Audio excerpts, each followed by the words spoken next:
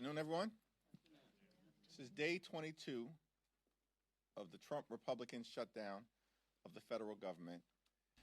And Republicans have shown zero interest or capacity to reopen the government, enact a spending agreement that meets the needs of the American people, or address the health care crisis that Republicans have created. And the health care crisis is growing in intensity and urgency all across the country. We now have visibility into 13 different states, including most recently Florida, Virginia, Maryland, and Georgia. And all across those states, millions of Americans are going to experience dramatic increases in their health care premiums, copays, and deductibles, as is the case with everyday Americans all across the country. In Florida, by way of example, a 58-year-old in Panama City, Florida, single on the Silver Plan, currently receives ACA tax credits, pays for health insurance $140.80 a month. Because Republicans have decided to allow the Affordable Care Act tax credits to expire, that same individual who's currently paying $140.80 per month, their costs will go up to $1,526 per month. Republicans did that because of their refusal to extend the Affordable Care Act tax credits. In Florida, a 46-year-old with 3 children in Santa Rosa. We now know this family, currently on the Bronze Plan, actually, as a result of the tax credits that they receive, does not have to pay any additional amount to receive their health insurance. But if the Affordable Care Act tax credits are allowed to expire, that same family, 46-year-old with 3 children, in Santa Rosa, Florida, will have to pay $2,360 per month. That is north of $25,000 per year. Unaffordable, impossible, unsustainable, and it will result in that family having to go without the ability to see a doctor when their children get sick. The Republican health care crisis grows worse by the day, and yet Republicans remain on vacation for the 4th consecutive week. Donald Trump is once again preparing to fly out of the country. The East Wing of the White House is being demolished so that Donald Trump can construct a ballroom where he will be celebrated like a king. And at the same time, Trump is trying to rob taxpayers of $230 million to continue to line his pockets. And yet Republicans have zero interest, none, in addressing the health care crisis that they've created, which is devastating people all across the country. It's now my honor to yield to the distinguished whip, Catherine Clark. Thank you so much, Mr. Leader, and good afternoon, everyone. We are so grateful to you for your courageous leadership and grateful that you are safe and secure. Republicans have controlled Washington for 275 days, and we are 22 days into this shutdown. And through all the chaos, there has been one constant, one theme at the heart of their budget and their shutdown and their health care crisis. They seek out and target the most selfless and the least privileged Americans. They always go after those who have already had to sacrifice. Americans working a second job to keep their kids fed. Americans who have chosen to serve in uniform or as civil servants. Americans who are caring full time for their loved ones. It's working parents on Medicaid. It's sick children who need home care. It's veterans who rely on the Affordable Care Act. Those are the people that Republicans expect to get by with less. It's never the billionaires. It's never corporations. It's certainly never themselves. Because what does Donald Trump expect for himself? What do you see him talking about when you turn on the news? A luxury plane, a gold-plated office, a new ballroom, and now a literal monument to himself. All as 1 million children are about to be kicked off of Medicaid. Another million will see their family premiums double or even triple. And Republicans are complaining about the Peace Prize that Trump didn't get, about camera angles and escalators, acting like somehow they are the victims, while they victimize the most innocent and vulnerable people, hard-working Americans. Republicans choose to go on vacation.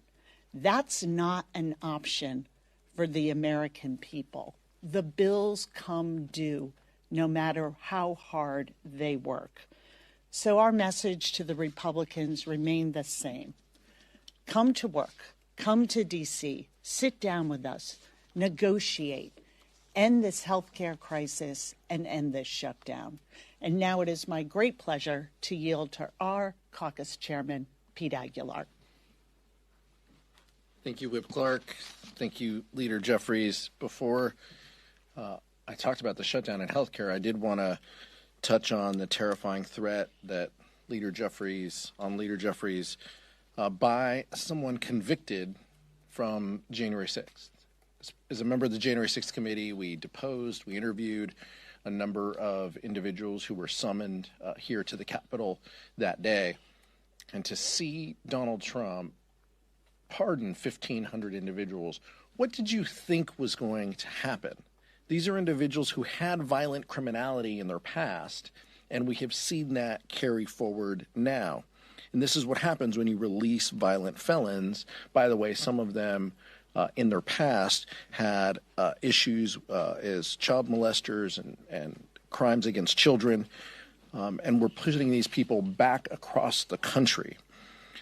Following the recent horrific acts of political violence on people of both parties, we should do everything in our power to lower the temperature and keep our communities safe. And that's why I was disturbed by Whip Emmer's comments, in particular when talking about individuals who went to rallies, essentially calling American supporters of the Democratic Party supporters of terrorism.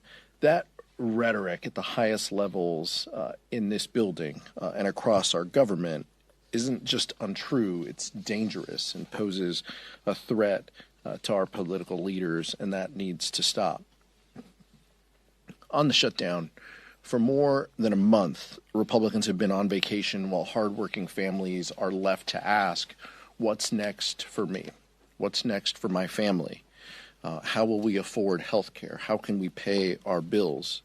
And it's unacceptable that Speaker Johnson has had us in session since they passed the One Big Ugly Law. 20 days, I think, since then.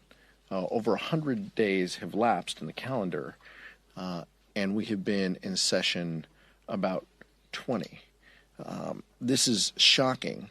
Then it's unacceptable that, and the American people see this. They can't show up for work 20 days over 3.5 months and expect to get paid. They're using this time to hide from their responsibilities. To carry, and they have chosen to carry forward unpopular health care policies. Even when Republicans like Marjorie Taylor Greene, Kevin Kiley, Beth Van Dyne have all said that Republicans should be in D.C. working.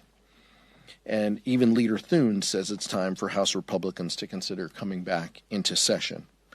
The American people are smart. They know who will make their lives better. They know who is looking out for their costs and who wants to lower the costs that they face. And they know Republicans who control the White House, the House, and the Senate have the power to undo the damage that they've caused with this healthcare crisis. Democrats aren't giving up. If anything, we're more motivated and focused on our work ahead to protect Americans' healthcare.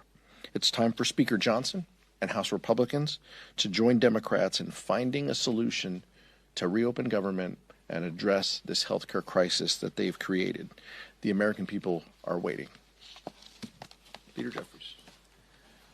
Thank you, Pete. Thank you, Catherine. Questions? Has Speaker Johnson reached out to you at all since the January 6er made a threat on your life? No. Thank you, Mr. Leader. At this point, do you think a new CR is needed past that November 21st date? And if so, what would be an acceptable end date? And would it have to be paired with some type of vote on an ACA extension? What we need to occur right now is what Democrats have maintained from the very beginning. At this point, we need to reopen the government. We need to enact a spending bill that actually meets the needs of the American people in terms of their health, their safety, and their economic well-being, particularly in terms of driving down the high cost of living, while at the same time decisively addressing the Republican health care crisis that grows graver by the day. Our position over the last several weeks has remained consistent. Cancel the cuts, lower the costs, save health care, address the urgency of the expiration of the Affordable Care Act tax credits. This is not a partisan issue. And that's why we've seen Democrats and now many Republicans, traditional conservatives and right-wing conservatives like Marjorie Taylor Greene, all acknowledge what Democrats have been saying for weeks, which is that the Congress needs to act to extend the Affordable Care Act tax credits to prevent tens of millions of Americans from experiencing dramatically increased premiums, copays, and deductibles. Those increases will devastate the American people. It's unacceptable.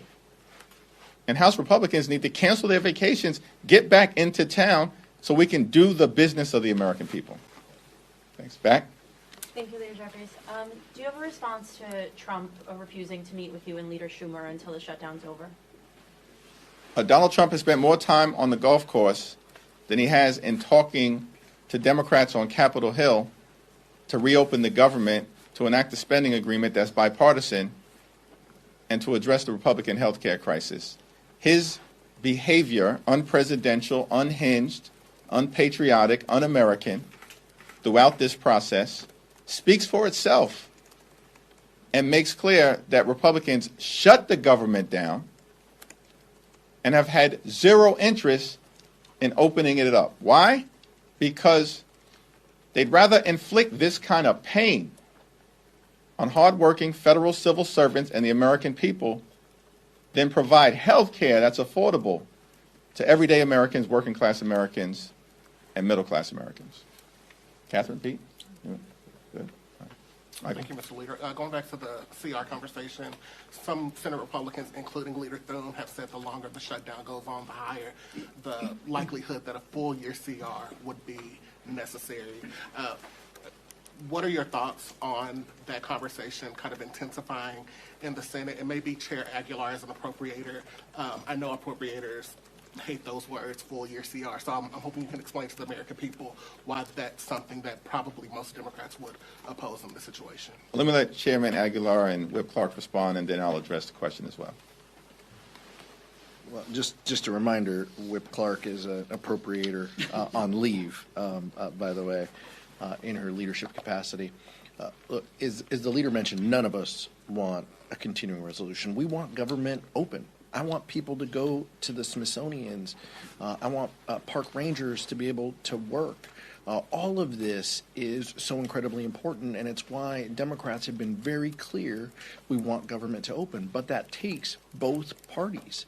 That takes Democrats and Republicans. And what frustrated me is you heard before, Michael, in the caucus press conferences is each time Republicans carried a bill in appropriations, they did it in a hyper-partisan environment. And what do I mean by that? They marked to a number, they used numbers that Donald Trump wanted that they knew the Senate wasn't going to support, that they knew didn't have bipartisan support, and yet they carried forward. And Tom Cole, a well-meaning person, executed this strategy knowing full well it was a waste of time. And what happened as a result? We wasted months when we could have been negotiating, when we could have been working to find common ground in a bipartisan way on actual funding bills. The deadline of September 30th has always been the deadline. It's always been the end of the fiscal year. It seems like House Republicans just maybe tuned in, week 2 of their vacation to figure this out. We knew this in April. We knew this in May and June. And it's just incredibly unfortunate that House Republicans wasted time when they could have been working in a bipartisan way. And our hope, our focus, our goal, we don't want to continue resolution for 14 months. I know the chairman of the Ways and Means Committee just mentioned that. We want actual government open. We want actual funding bills. But we want those done in a bipartisan way. The American people want that. They want us to address this healthcare crisis. It seems like House Republicans and Senate Republicans are the only ones who haven't realized that yet. Yeah, it is amazing to me that the new conversation is, well, what's the length of the next CR? Let's back up to where we are today. We are in the 22nd day of a shutdown that is completely avoidable. By coming to the table and talking about the American people, and that what they promised, what the Republicans promised, and the president promised on day one, we're going to help lower your costs. And everything has been made harder and more expensive. So come to the table. Why are you talking about the length of a CR? Come to the table and negotiate with us. End this healthcare crisis. Help the American people. And I repeat this every week, but 60% of households are not making it, unable to provide the basics. And so let's bring those voices in. And by refusing to even show up to do your job, the arrogance and the dismissal of what's happening in people's lives, how they feel when they know the threat to being able to provide for their families, being able to afford housing, groceries, the utility bill, and then this blow. I mean, how are people possibly supposed to be able to afford an increase of $2,000 in their monthly insurance premium? This is the issue we need to be talking about. And then we can work on making sure that we reopen government quickly. And the other, they are now trying to reimagine themselves as the champions of federal workers, of the champions of food programs and health care, when all they have done is take an axe to all of that since they came into office, and deliberately, their word, inflict trauma on people who serve the public. So come to the table, come back to work, and put the voice of American families who are struggling back into the work you do. Then we can come together and get government reopened quickly and get health care costs back under control for American families. We're in the midst of a cost of living crisis here in this country. Donald Trump and Republicans promised to lower the cost of living on day one. Costs aren't going down, they're going up. Electricity prices through the roof. Housing costs up. Grocery costs up.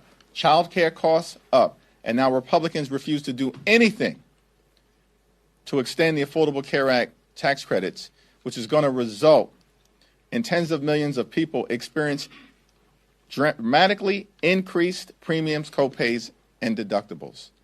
It's out of control. It's a cost of living crisis and it's a health care crisis at the same time. And yet Republicans continue to ignore it, refuse to deal with it.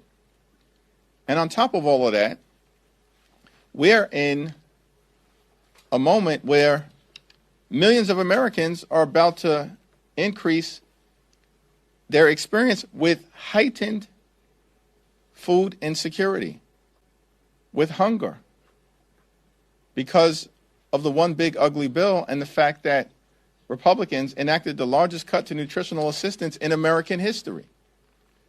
These are all quality of life issues that have to be dealt with right now.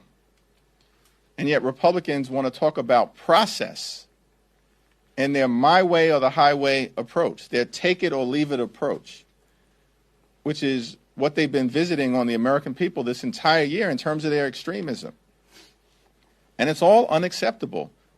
Just come back to work. Let's sit down. Let's negotiate a bipartisan agreement. Let's reopen the government. Let's address the high cost of living in the United States of America. Let's address the hunger that you're creating.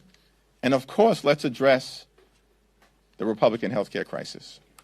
Thanks.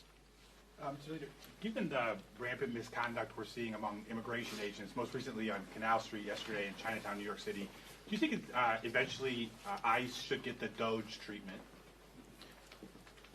We've all been very outspoken as it relates to the out-of-control behavior unleashed on law-abiding immigrant communities by mass agents hiding their identity and far too often violating the rule of law, often directed at people who are American citizens.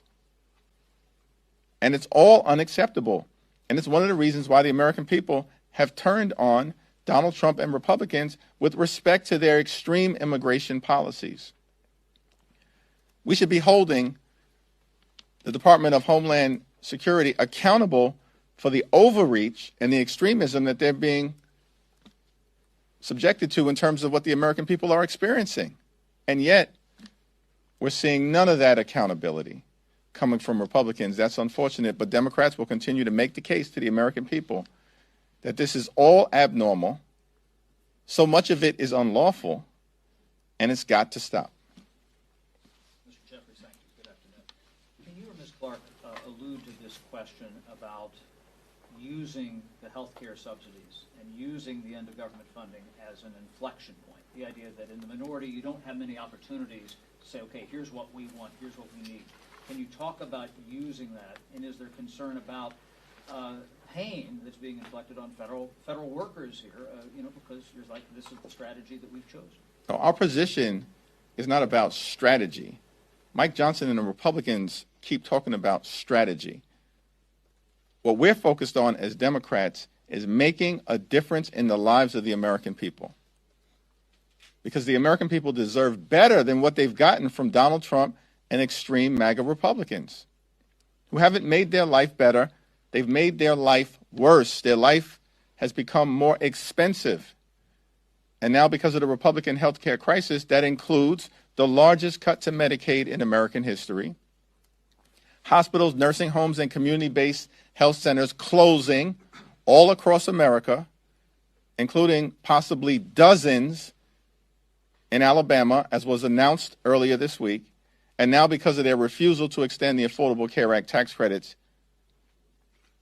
tens of millions of Americans are about to experience dramatically increased health care costs that will medically bankrupt them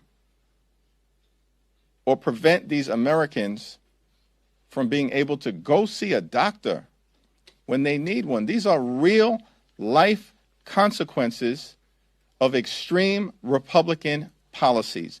That's what this moment is all about. And as Democrats, we're going to continue to stand with hard-working federal employees who've been under assault by Donald Trump and his administration since January 20th of this year, prior to the start of the Trump Republican shutdown. More than 200,000 federal employees had already been forced off the job by Donald Trump. That's before the shutdown.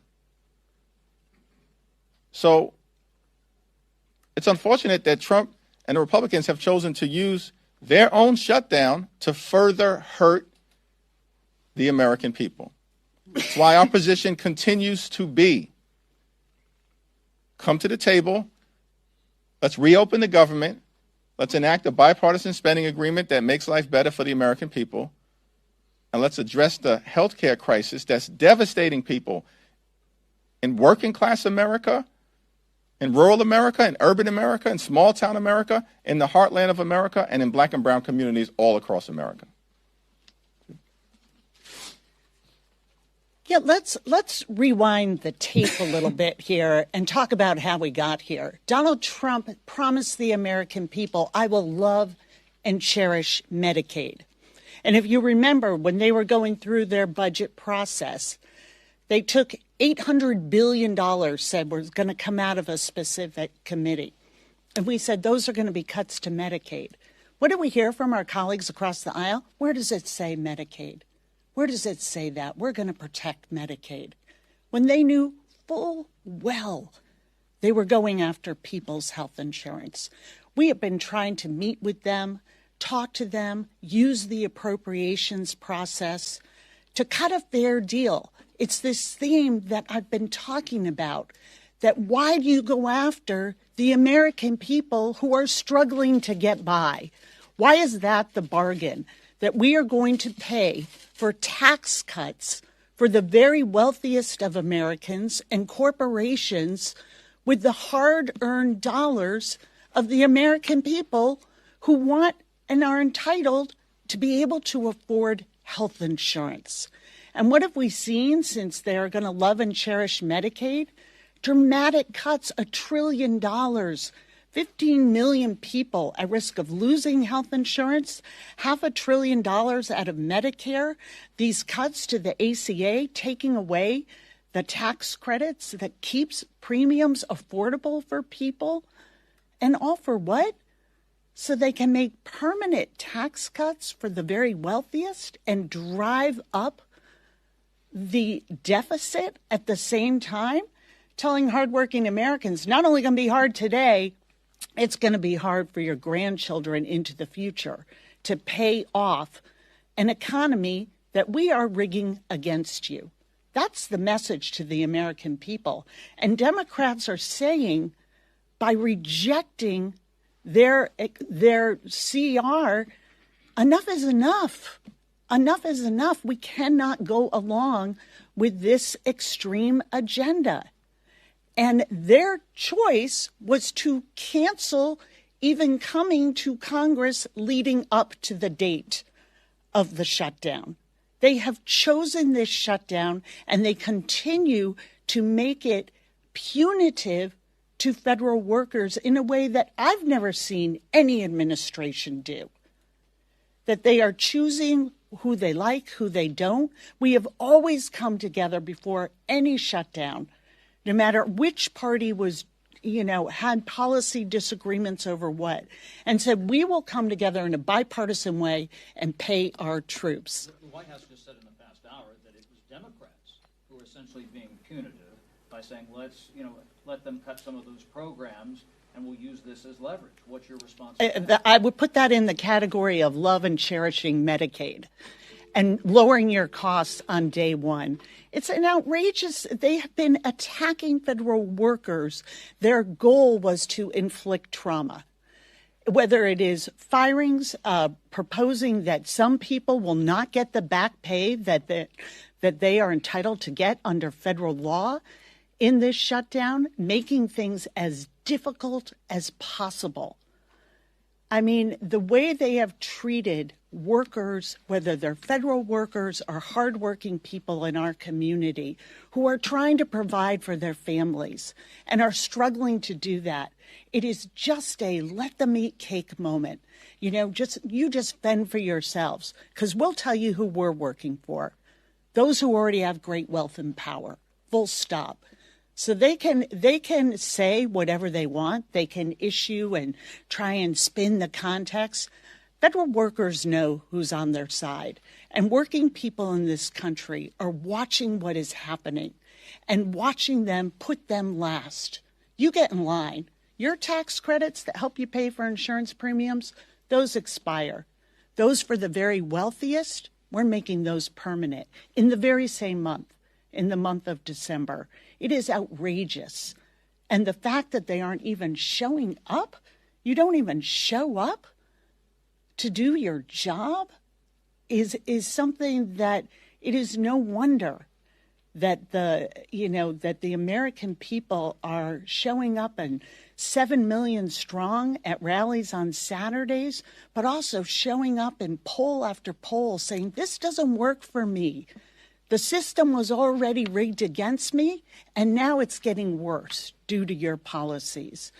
So they should really look in the mirror. And if they've decided that they're cutting people's health insurance in order to give the wealthiest people in this country a tax break is a bad policy, we are here to meet with them and talk about how we can undo this. Let's put the people back into the proposition here and end this shutdown. Thank you. No, right there. Third row. Leader Jeffries, what advice are you offering Illinois Democrats right now who are considering redrawing their maps? And do you share any reservations about potentially diluting Democratic strongholds? As was the case in California, it's my expectation that Illinois Democrats are going to carefully consider their options and make sure that they draw the fairest map possible for the people of that great state in the context of Donald Trump's efforts to gerrymander congressional maps all across the country, including most recently in North Carolina, because Republicans are running scared. They know that if the election were held today, they would lose the House decisively, and that's why they're trying to rig the midterm elections. So are you supportive of the redistricting Thanks. effort? Same answer. Third row. Okay. Yep. In about a week, House staffers will start to miss their first paycheck if the government shutdown continues to drag on. What kind of guidance have you given to offices or staff about this upcoming deadline? Yeah, there's been ongoing discussions with our hardworking staff. These are great, patriotic Americans who are all in on public service, all in on serving the people that members of Congress are privileged to represent across the country, and we'll continue to provide them with a lot of information. The hope is that we get this shutdown resolved before the end of the month. We've been maintaining that position from the very beginning of the Trump Republican shutdown. But Republicans have had they shut the government down. All the Republicans talk about every time they stand at this podium or appear on TV, from the speaker on down, all they talk about is the American people gave them unified government, complete control of government. We control government. This is what Republicans say. We have a mandate. Republicans control the House, the Senate, and the presidency. They shut the government down. They reinforce that point every time that talking point comes out of their mouth.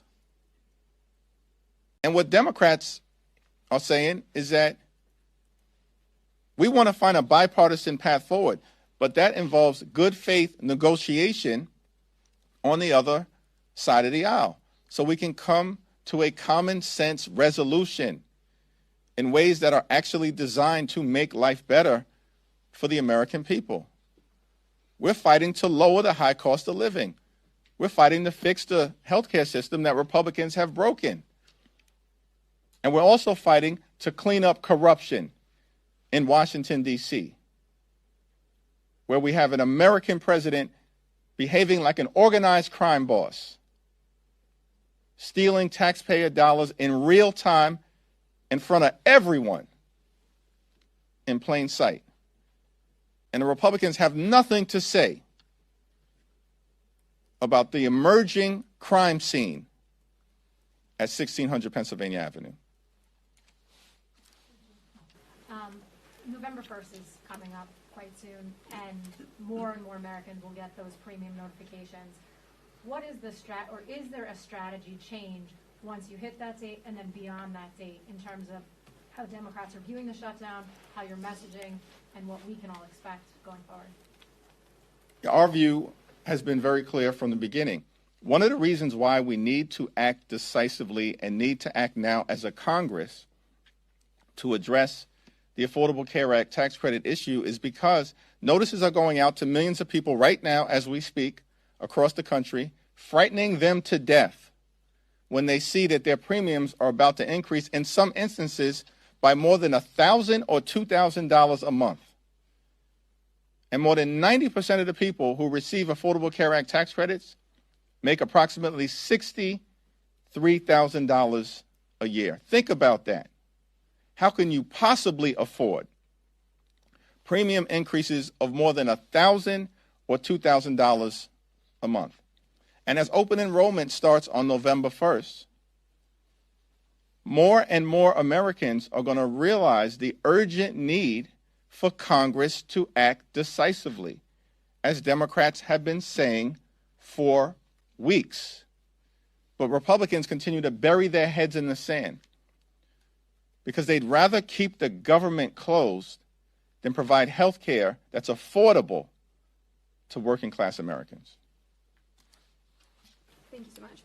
Can you just speak to some of the programs that Democrats want funding for in the $1.5 trillion list of demands? We've heard things like $13.4 million for civic engagement in Zimbabwe, $3.9 million for LGBTQ democracy grants in the Balkans, things like this. You guys say this is about saving healthcare, but how do these pet projects fit in? Yeah, we have no idea what you're talking about or what Republican extremists fed you those talking points. But the reality is what we are doing is defending the health care of the American people. Yeah, we do want to restore the fact that the largest cut to Medicaid in American history has been visited upon the American people by Donald Trump and Republicans, even though they promised to love and cherish Medicaid. But instead of doing that, they cut about $1 trillion from Medicaid. And as a result of that fact, hospitals, nursing homes, and community-based health centers are closing all across the country, including in Republican states like Georgia, like Alabama, and Republican states all across the country. And Republicans have visited the largest cut to Medicaid in American history on their own people. That's what we want to restore. We want to avoid the fact that because of what Republicans did in their one big ugly bill, what they did is to trigger the possibility of a $536 billion cut to Medicare, because Republicans have put a bullseye on Medicare and Social Security since those earned benefits were created. And yet we have a problem with the fact that Republicans want to devastate the Medicare of the American people. And why did they do that? Why did they cut Medicaid by almost $1 trillion? Because they want to reward their billionaire donors with massive tax breaks. And they made those massive tax breaks permanent, while at the same time can't even be bothered to extend Affordable Care Act tax credits for working class Americans who are about to experience dramatically increased premiums, copays, and deductibles. The American people know that Democrats are fighting for them, for working class America, for middle class America, and for everyday Americans, and that Republicans continue to show up for the wealthy, the well-off, and the well-connected. Yep. A new congresswoman from Arizona. Speaker Johnson keeps saying that his antics and stunts, whatever you're doing, and he says the new lawsuit is for national publicity. Would you care to comment on that? Well, let me yield to Catherine and Pete as well. I had the opportunity yesterday to stand with Jamie Raskin and Congresswoman-elect Adelita Grijalva after Democrats tried for the 5th time to be recognized so that Representative-elect Adelita Grijalva could be sworn in. 4 weeks have passed since she was elected. And the reason why Mike Johnson and House Republicans refused to swear in Representative-elect Adelita Grijalva is because they want to continue to hide the Epstein files from the American people. That's crystal clear at this point in time. There is no other reason that this has dragged on this long when extreme MAGA Republicans who were elected out of the state of Florida underperformed in those elections, by the way, dramatically, as Republicans have been doing all across the country, and as we'll see in New Jersey, in Virginia, and in California in under 2 weeks. Those two extreme MAGA Republicans, these are individuals who aren't even qualified to serve in the people's house. Let's be clear about that. And yet Mike Johnson decides to swear them in less than 24 hours after these extremists are elected to the House of Representatives, and now 4 weeks have passed. The reason why they continue to unlawfully block the swearing in of Adelita Grijalva is because they are actively hiding the Epstein files from the American people, and they're protecting someone clearly, the wealthy, the well-off, the privileged, and the well-connected. Catherine? Pete? Yeah, I mean, I just think this is so shameful that someone who won with 70% of the vote, by the way, the vote total that she had was a larger percentage than the two Republicans that they swore in. So under his own standard, right, we need to swear her in. She has a certificate of election from the Secretary of State in Arizona. It is absolutely shameful that Speaker Johnson hasn't given her the oath of office. Members were sworn in during the government shutdown 6 years ago. New class of members took their oath of office. None of these excuses actually mean anything, is what Leader Jeffries just said. These are just talking points because he doesn't want to swear her in to be the 218th signature on these Epstein files. That's just what it is. But for her, and I know Adelita Grijalva is more concerned about her constituents than she is about her. This is about 800,000 people in the state of Arizona who don't have a voice here on Capitol Hill until she takes office. So for those people who are reaching out, who need help and support, who are navigating federal agencies, veterans who need VA appointments, those individuals don't get the help and support because they don't have a member of Congress. They can go to their senators, and we encourage them to do that. But it's absolutely shameful that Speaker Johnson won't swear Adelita Grijalva in, and it really does beg the question of, what are you hiding? Why not? How easy can this be? Pro forma session, swear a member in. It's not that hard. Speaker Johnson needs to do the right thing. Okay. Thank you, Leader Jeffries. Wondering if you could comment, the Pentagon is implementing some new policy with regards to communication with members of Congress, apparently centralizing that through a specific office. How, from your perspective in Congress, would that affect the day-to-day operations here and your visibility as a co-equal branch of government into what's going on there? Well, this is just another example. And by the way, Pete Hegseth, the most unqualified Secretary of Defense in American history, and an example of the type of extremists that have been rubber stamped by Republicans in the Senate. They know these people were unqualified. They put them into office, and now they're continuing to undermine American values every single day of the week, as opposed to actually doing their job. And from our perspective as Democrats, listen, we're not going to bend, we're not going to break, we're not going to bow down to any wannabe king as it relates to upholding our oath of office and standing up on behalf of the American people. The Republicans were confused as we began to deal with the spending bill issues that we're confronting right now on behalf of the American people. They're very confused because all along Donald Trump knows that House and Senate Republicans, they function like a wholly owned subsidiary of the Trump cartel. That's how they act. They just rubber stamp Donald Trump's extreme policies and they move on. Don't say anything about it. Boss says jump, they just say how high. That's how Republicans have been behaving all year. Our thing is that, no, we are a separate and co-equal branch of government. We don't work for Donald Trump. We don't work for J.D. Vance. We don't work for their MAGA billionaire donors. We work for the American people. And that's why we're standing up for the health care of everyday Americans. And that's why Democrats are in this fight until we win this fight. Thank you all.